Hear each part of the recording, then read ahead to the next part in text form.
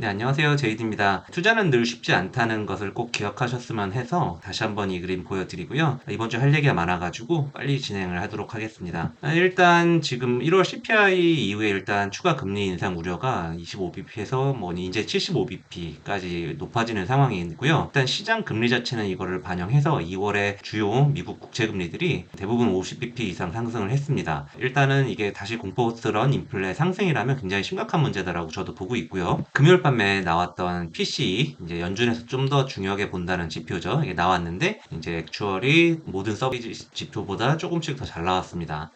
일단은 시장에서 좋아하지 않는 그림이었고요. 그래서 이걸 미국 나스닥을 보시면은 5분봉인데요. 이 지표가 나오고 이제 개장을 했기 때문에 바로 엄청난 하락으로 시작을 해가지고 계속 왔다 갔다 하다가 크게 상승은 못한 채로 마이너스 1.69%로 나스닥은 빠졌고요. S&P 500도 1.05%. 근데 일단 예상치보다 많이 높게 나왔는데도 제가 생각했던 것보다는 조금 덜 공포스럽게 빠졌습니다. 그래서 제가 말씀드리는 거는 2023년 들어서는 전체적으로 빠지는 분위기가 조금 공포스럽지는 않게 빠진다. 그래서 시장의 심리 자체가 일단은 분위기가 2022년이랑 좀 달라졌다라고 계속해서 느끼고 있는 바고요. 차트 얘기는 조금 이따 다시 드릴게요. 일단은 높게 나오긴 했지만 지난주에도 말씀드렸지만 케이트 실러 이 선행 지표가 일단 많이 꺾여 있는 상태이기 때문에 미국의 여러 CPI든 PC든 전체적으로 이제 주거비는 걱정할 필요가 크게 없어 보인다라는 거를 좀 말씀을 계속 드리고 있고요. 결국엔 보면은 뭐 주택 경기는 꺾였다는 말씀 방금 드렸고 럭셔리 상품도 많이 꺾였고 대신에 이제 필수 소비재는 여전히 되게 탄탄한 상태예요. 그래서 이제 PC가 사실 CPI보다 이런 주거비 비중은 좀 적고 서비스 물가 이런 건 비슷한데 결국에는 고용이 문제다. 결국엔 서비스 물가가 올라간 거가 이제 쉽게 내려가지 않는 게 문제인 거죠. 결국에는 쉽게 생각해서 무슨 주변에 무슨 뷔페 가격 이런 것만 봐도 이미 뭐 특급 호텔들이 16만 원 이렇게 올린 거를 다시 12만 원으로 내릴까? 뭐 이런 생각이 드는 것처럼 이런 건 한번 올라가면은 이제 내려가기 어려운 거죠. 임금도 똑같다라는 거죠. 근데 어쨌든 간에 고용 선행 지표라고 할 수 있는 이러한 인덱스도 3월 들어서 이제 2022년 3월 이후에 이 고용 선행 지표 역시 꺾이기 시작하긴 했습니다. 그 폭 자체가 크지는 않고 이제 작년 3월 이후로 내려가긴 하는데 어쨌든 이 폭 자체가 막 급격하게 내려가진 않죠. 모르겠습니다. 과거에 어떤 지점을 봐야 될지 모르겠지만 이런 구간에서 좀 천천히 내려가지만 어느 순간부터는 빨리 내려갈 수도 있습니다. 그래서 고용 선행 지표를 좀 믿고 가자는 말씀을 드리고 싶고요. 전체적으로 모든 선행 지표들이 이제 물가는 밑을 보고 있습니다. 그래서 이게 사실은 계속해서 트렌디하게 빠져주면 참 좋은데 이게 제가 올해 한 1월 정도부터 계속 말씀을 드렸지만 이런 지표들은 늘 한 번에 빠지지 않습니다. 약간 오르락 내리락 하면서 빠지고 있기 때문에 그 안에서 일어나는 잡음이다 정도로 보시면 될 것 같고요. 그리고 제가 작년 정도에 계속 말씀을 드렸던 것처럼 약간 인플레이션의 시대가 좀 됐기 때문에 기본적으로 이제 2, 3년 전에 어떤 저희가 익숙했던 일상 수준으로 내려가는 데까지는 생각보다 오래 걸릴 수 있다라는 게 대전제이기 때문에 조금 그런 거는 감안을 하시고 보셨으면 좋겠고요. 근데 이런 걸 반영해서 어쨌든 미국채 2년물 금리 지금 이런 거가 반영이 바로바로 되는 단기물인 거죠. 거의 전고점 8~2%까지 올라갔기 때문에 지금 굉장히 시장의 우려가 크다. 금리가 거의 4%부터 5% 가까이 올랐는데 그거에 비해서 주식시장은 그렇게 많이 빠지진 않았어요. 그래서 뭐 더 빠질 수도 있다라는 논리도 있습니다만 이런 거는 예상에 어느 정도 있었기 때문에 시장이 또 비교적 탄탄했다라고 반대로 해석을 할 수도 있는 거고요. 10년물 금리 추이도 보시면은 당연히 단기물보다는 좀 덜 올랐지만 이것도 바닥 대비해서는 거의 이제 50bp 이상 올랐다라고 보시면 될 것 같고 4%에 육박하죠. 그래서 전체적으로 금리 리스크는 지금 계속해서 이어지고 있다라고 보시면 되고요. 근데 이게 똑같은 방금 이 동그라미 친 이 부분인데 2월 2일자 이은태 연구원님이 자료에 쓰셨던 부분인데 정말 이 지점 정도를 터치를 했어요. 앞에 보시면은 3.3% 정도 319인가요? 이 정도를 터치를 하고 지금 3.947까지 오른 건데 이쪽에서 전략을 이번 달 초에 미리 명백하게 말씀을 해주셨습니다. 3.3% 밑에까지 터치할 때까지는 기술 성장주 이런 거를 이제 매수하는 걸 유지를 하고 이 이후에 다시 금리가 어떤 이유로든지 상승을 예상을 할 때는 이제 중국 양회나 이런 것을 타겟으로 해서 중후장대 여기서 얘기하는 중후장대는 대체로는 이제 경기 순환주죠. 뭐 뭐 화학, 철강, 이런 운송 이런 것들을 중심으로 말씀을 하시는데 지금 시장 자체는 정확하게 그렇게 가고 있어요. 그래서 제가 지난주에도 말씀드렸다시피 이제 반도체 IT랑 이런 중후장대를 같이 조금 담으시면은 좀 한쪽은 빠지더라도 한쪽에서 막아줄 수 있는 그런 효과를 조금 기대를 하실 수 있어요. 그래서 저도 기본적인 포트 전략을 이렇게 가져가고 있는 상황이고 이은택 위원님의 참 이런 성견지명에 매번 저도 참 놀라고 저는 이분 자료를 가끔씩 몇 달치를 한 번에 그냥 다시 다 볼 때가 있는데 몇 개월을 지난 다음에 보면 정말 놀라운 인사이트가 있으신 분이라서 제가 자주 연락도 드리고 자주 뵙고 그러는데 여러분들도 기회가 꼭 되시면은 이분 자료를 개인적으로도 꼼꼼히 보시면은 실력 향상에 굉장히 큰 도움이 되실 거라고 확신합니다. 그냥 금리 상승이 문제가 아니라 이제 우리나라랑 이제 미국 달러랑 어떤 이런 환율도 우리가 뭐 이제 1200원도 깨진다 언론에서 이제 하여튼 꼭 설치면 꼭 반대로 가요. 보면 뭐 이제 1100원대가 얼마 안 남았다라고 이제 설레발들을 언론에서 치는데 저는 그게 언론의 속성이라고 보고요. 어쨌든 간에 지금 이게 벌써 1314원까지 올라왔는데 과연 작년처럼 1400원, 1450원 뭐 이 정도 수까지 오를까라고 보면 저는 그렇게 보지는 않습니다. 지금 시장이 여러 가지 이런 인플레이션 재상승으로 인해서 많이 올라가고 있지만 사실 미국 금리 자체도 여기서 뭐 2% 3%더 오르고 뭐 이런 건 아니거든요. 그럴 수가 없는 거고 그래서 정말 맥스 한 1360원 정도 뭐 50원 60원 정도까지 상승을 하고 일단락 되지 않을까라고 보고 있고 그 시점이 주식을 다시 한번 크게 매수를 해야 되는 시점이 아닌가라고 그냥 본능적으로 느끼고 있습니다. 그래서 어쨌든 말이 너무 많았고요. 말씀드렸던 것처럼 수치들이 매달 그냥 굉장히 스무스하게 내려가주면 참 고마운 일인데 세상 그렇게 쉽진 않죠. 그래서 이런 부분들이 이미 2월에는 시장이 한국 시장도 그렇고 미국 시장도 그렇고 2월에는 굉장히 와리가리 매일매일 왔다 갔다 했잖아요. 그래서 이런 부분이 일단 좀 반영이 되고 있다, 소화가 되고 있는 과정이다라고 보시면 될 것 같고 금리는 조금 더 오를 수 있어 보여요. 조금 더 오를 수 있는 상황이고 이제 뭐 3월 뭐 FOMC니 뭐 이런 얘기 나오면서 뭐 50bp를 올릴 수 있다, 75bp를 올릴 수 있다 이런 얘기들이 나오면서 급등하고 뭐 이런 일이 벌어질 것 같은데 그래서 일단은 제가 지난주에도 말씀드렸잖아요. 단기적으로 좀 쫄리시면 좀 줄여야 된다라고 말씀을 드리고 월요일인가요? 화요일인가요? 정확히 기억은 안 나는데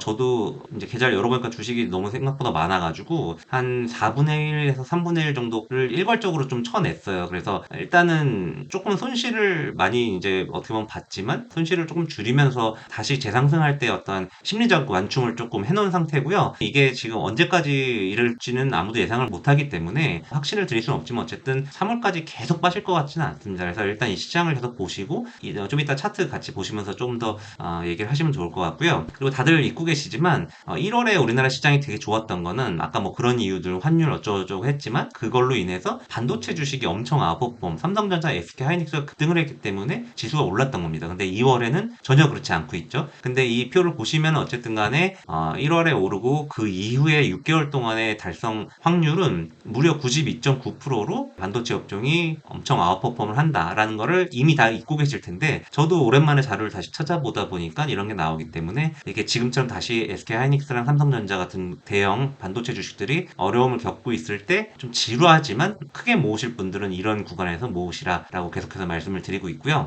반도체 최근 상황을 최근에 이제 어디 센터장으로 가신 저랑 친한 반도체 베스트 애널분이랑 통화를 좀 하면서 약간의 업데이트를 들었어요. 그래서 일단 실적은 대부분 이제 예상들을 많이들 하고 계시는 건데 2분기까지 완전히 뭐 실적은 엉망이다. 그리고 재고도 생각보다 안 줄었고 뭐 2분기까지도 소폭 증가를 할 것 같다. 다만 이거는 이제 제가 다른 쪽에서 이제 얻은 정보 같은 건데 고객사 쪽의 재고들은 이제 감소가 조금 시작이 됐기 때문에 2분기 말이나 3분기 정도부터는 반도체 업체들이 가지고 있는 재고도 좀 줄어들 수 있는 그러면서 가격이 다시 올라가고 생산이 늘어나고 이런 선순환이 될 것 같습니다. 그래서 이거는 굉장히 순환적인 거기 때문에 인내심만 있으시면 반도체 주식으로 저는 무조건 올해 크게 벌 수 있다라고 생각을 합니다. 인내심이 없으신 분들은 들으시면 안 돼요. 최근에 뭐 챗GPT나 뭐 이런 것도 크게 뭐 데이터 센터나 이런 거 뭐 수혜가 있기 때문에 좋다 이렇게도 연결을 할 수 있겠지만 이런 걸로 기대하실 거면 그냥 엔비디아 주식을 사시는 게 맞지 않나 저는 그렇게 보고 있고요. 포트폴리오는 크게 변화는 없습니다. 네이버는 제가 이제 좀 잘라냈는데 여기서 네이버는 잘라내고 롯데케미컬 다시 샀습니다. 뭐 한 번 잘라냈다고 다시 못 사는 건 아니기 때문에 그리고 이번 주에 뭐 BDI 같은 거 엄청 많이 올라가지고 페노션도 주가 좋았죠. 그리고 최근에 어떤 국내 기관들 포트폴리오 같은 이런 벤치마크 지침이 내려온 게 2차전지 배터리 주식 같은 거는 조금 줄이고 이제 롯데케미칼 메탈, 금호석유, 뭐 그리고 또 뭐죠? 뭐 한두 종목 효성 뭐였는데 하여튼 뭐